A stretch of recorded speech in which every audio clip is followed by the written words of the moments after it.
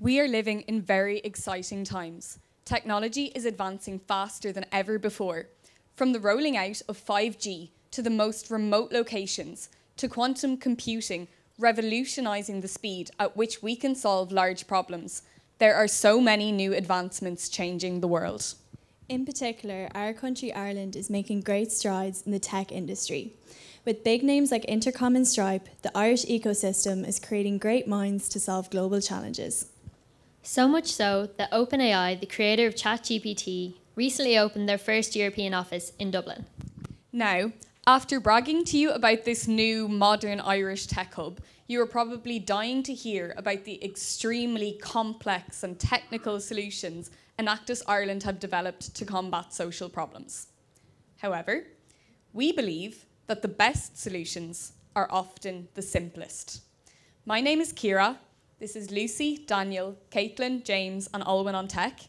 And today we present two projects that demonstrate how just a bowl of soup and a box have allowed us to inspire positive change. Growing up on a cheese farm in the heart of Ireland, we were immersed in the rich tradition of artisan cheesemaking from a young age. The cheesemaking process involves striking the perfect balance of curds and whey to create the most exquisite cheeses. When milk is transformed into cheese, 90% of its volume is converted to whey, a byproduct that is often overlooked. In the world of farmhouse cheesemaking, cheesemakers are faced with the challenging dilemma of what to do with the surplus whey. With only 50% of the whey produced globally being reused for whey-based products, many cheesemakers are left with no choice but to spread the whey on the land surrounding their factory. However, this offsets the pH balance of the soil, it burns the grass, and if it gets into waterways, it causes eutrophication and harms the wildlife. Other cheesemakers are burdened with heavy costs, having to pay someone to dispose of the excess whey for them. What makes whey truly remarkable is that it retains an impressive 55% of the essential nutrients found in milk, making it a valuable raw ingredient. It is also rich in iron and vitamin B12, two vitamins that the Irish population in particular are deficient in. We knew that there had to be a way of repurposing this waste whey to have a positive impact on the environment, on the health of individuals, and on the cheesemakers. We wanted to take this three-pronged problem and create a solution that is simple yet effective. And so Superfresh was born. 3 delicious soup flavors using whey in place of stock. Even the toughest of critics think it is delicious. After getting our kitchen audited for health and food safety, we had our soup tested by food scientists. The results were amazing. Our soup is an incredible source of vitamin B12. One 12-pot batch of soup saves 2 litres of whey. So how do we implement this project?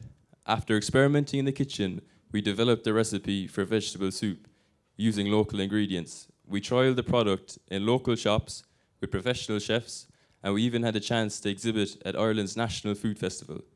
With our recipes perfected, we invested in a full-sized industrial kitchen to scale up our production. And with our operations working like clockwork, we signed deals with 10 shops to make our soup available to the public. The unit economics are as follows. It costs us €1.80 to make a pot of soup, and we sell it to retailers for €3, generating 66% in gross margins. The prepared meals market is growing at a 5.2% annual rate in Ireland, and we feel that our zero-waste ethos sets us apart from competitors on the store shelves. Since this project's inception, we have reused 500 litres of whey. But we didn't stop there. Despite Ireland being a developed nation full of abundance, there's a dark secret hiding in plain sight. Ireland is currently facing the worst housing and cost of living crisis. Homelessness has reached record highs in 2023.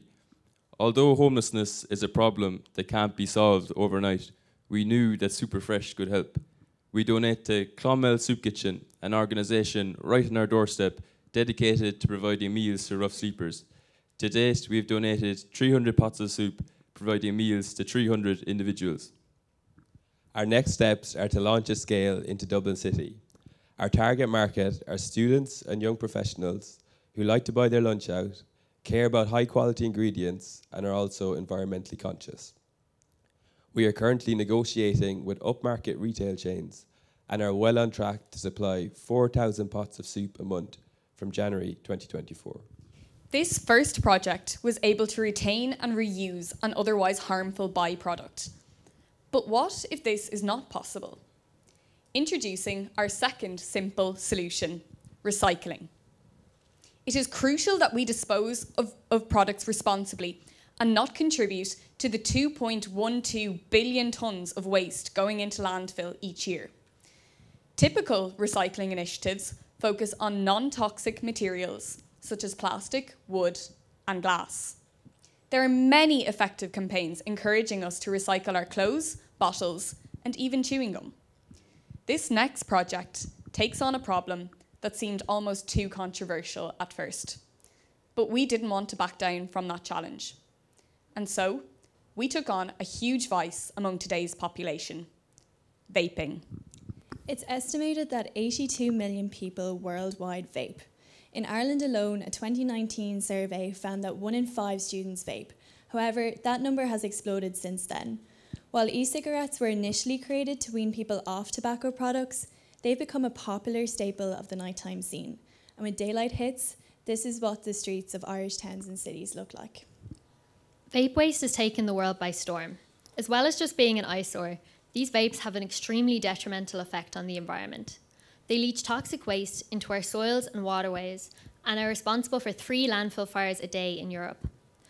Material Focus, a non-profit organisation, estimates that 1.26 million vapes are incorrectly disposed of in Britain every week.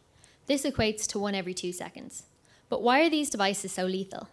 What people don't know is that vapes contain powerful lithium batteries, which means even single-use vapes need to be recycled. While substandard take-back schemes have been rolled out across our country, the Irish public's uptake has been virtually non-existent. Through our research, 72% of people we surveyed did not know that you could recycle single-use vapes, or where they could. This problem is so evident it has caught government attention, with a public consultation on vaping being held between the Irish public, the government, and environmental bodies. We actively partook in this consultation to help find a solution to the environmental harm vaping causes. So how do you solve a complex vape problem? Or more importantly, how do you change people's attitudes to encourage them to recycle? Well, the solution is simple. You incentivize recycling. Introducing VapeBox, a smart recycling platform for single-use vapes. A user simply scans the QR code, deposits their vape, and earns a point that can be redeemed for rewards. Our smart boxes include load sensors that ensure a vape is deposited before a point is added on the app. Our rewards include a couple of cents off a cup of coffee and a small charitable donation. The monetary incentive is enough to encourage people to recycling without encouraging excessive vape consumption. Since our launch in August, we have over 100 users recycling with us. Encouraging vape recycling presents a unique challenge, as it may raise concerns about inadvertently promoting vaping. So, we want to clarify that our aim is not to promote or encourage vaping, and we recognise that this is an aspect we need to address in our work. While the larger societal concerns around vaping need intentional, sustained efforts, in the meantime, our aim is to mitigate the environmental impacts surrounding vaping. We place vape boxes at the heart of social vaping in colleges, pubs and nightclubs in 7 locations across Ireland, providing accessible vaping solutions to 126,000 people. Our student ambassadors are also key to helping to spread the message of accessible vape recycling. We wanted to target vaping hotspots, so we partnered with Electric Picnic, Ireland's largest music festival, as their official vape recycling partner. Artists like Billie Eilish and Fred Again played to over 70,000 people, while we educated concertgoers on the negative environmental effects of vaping and encouraged them to recycle. Over the 3 days, we collected 1,078 vapes. But what do we do with the vapes? We have partnered with We Ireland, a non-profit committed to correctly recycling electronic waste in Ireland. With their help, we've recycled over 2,000 vapes to date. These contain 15 kilos of plastic, over 7 kilos of copper, and 300 grams of lithium, enough to make 1,200 iPhone batteries. As well as recycling, one of our biggest goals is to educate the public on the negative environmental effects of vaping. To do this, we appeared on national radio 3 times, reaching over 500,000 people. As well as this, we appeared in numerous magazine and news articles and reached over 50,000 people via our social media channels. So how does it work? Well, this project was initially seed funded by Hail Vapes, as we wanted to help them recycle their products. Our operational costs are minimal, as we reuse old election posters and refurbish battery boxes to make the vape boxes. In the future, we plan on charging our locations a monthly fee to help with the collection and management of the boxes, creating a sustainable revenue stream for our business. We intend on branching out further into Ireland until a vape ban is introduced to mitigate the amount of waste generated in the meantime. We currently have boxes on 4 Dublin City college campus locations, with immediate plans to expand across Ireland. We have also partnered with a leading music venue provider for a pilot programme in 10 locations. We hope that these 2 projects have shown you how the best solutions are often the simplest, and it's not always about reinventing the wheel. We all have a super power within us, so let's unbox it and move towards a more sustainable future for all. Thank you.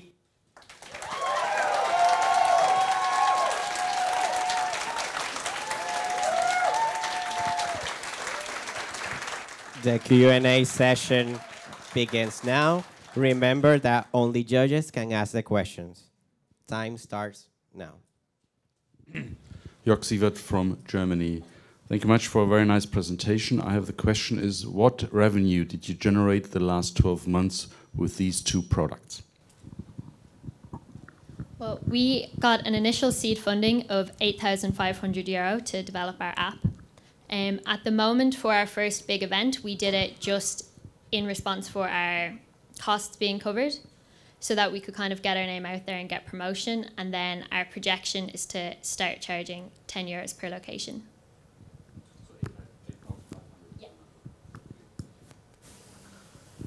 And for the soup project, we only launched on a pilot scale at the end of summer, and since then we've sold around 600 pots, or around €2,000 in revenue.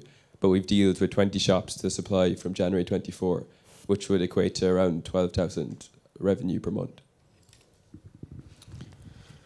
Thank you for your presentation. Question for you about the vaping business. You have pieces of copper, lithium battery, you mentioned iPhones. Is there anything there that's a profit source? Do you make money from anything that's recycled?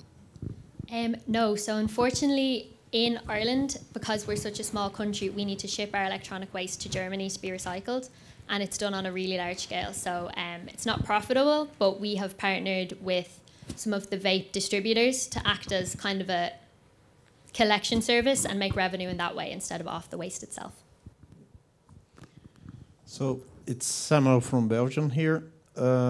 Congratulations, great presentation initiatives. Question about the way we use. Is there anything for the farmers? You buy the excedent from the farmers, or no, how is the relationship? So we're working with a farmhouse cheese factory that has around 40,000 litres of waste whey per week. And to get rid of that properly, it costs them €50,000 a year to send it to a biomass plant. Or the other alternative they have is to spray it on their land, which can kill the grass. So they're more than happy to give us their whey for free, since we're saving them costs on disposing of it properly. Yeah, and as well as them, there's about 30 other cheesemakers in Ireland in the same situation. They're throwing out huge amounts of whey every week, and it costs them about 50,000 a year as well. Hi, Cameron Kelly from Thrust Carbon. Really great presentation. Specifically on the vape box, how much does it cost to manufacture one of those? So in effect, how long would it take you to break even with your subscription model? So the boxes themselves, we got the election posters and the old battery boxes for free. So the only costs we're incurring are the paint and the load sensors, which we mass bought off Alibaba. So the cost is only about 50 cents per box. It's very low. Hi, Jelko Jurtic, Bentley Systems, Netherlands. I will buy your soup because it is socially responsible, for sure.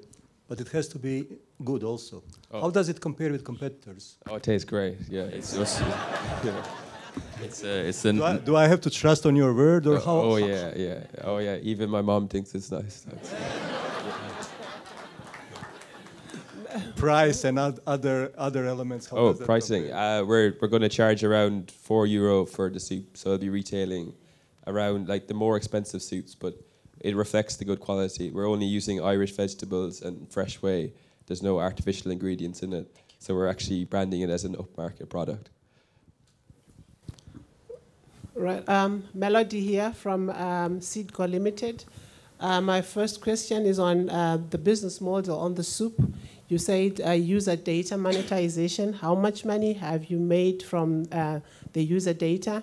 How much revenue have you made so far, or elaborate more on that monetization aspect? And then the same data, this is for students for the vapes. How is the trust issues between saying you are collecting data for food and then collecting data for the vapes? Yeah, I think this is actually a question about a project in our annual report that we didn't present today. So there isn't actually any user monetization with any of these projects on stage. So I don't know, do you want me to answer that anyway, or would you like to ask a different question? The issue of the trust now between the data that you've collected and the students now also scanning the vapes. Yeah, so we've collected about 126 people to sign up. So we have their emails and we have their first names. In terms of the data that we've collected, we are storing it locally on Lucy's computer. And as it's like small scale so far, we're looking to kind of improve that security as it goes up. Your time has expired. Please join me in thanking the Enactus Ireland team.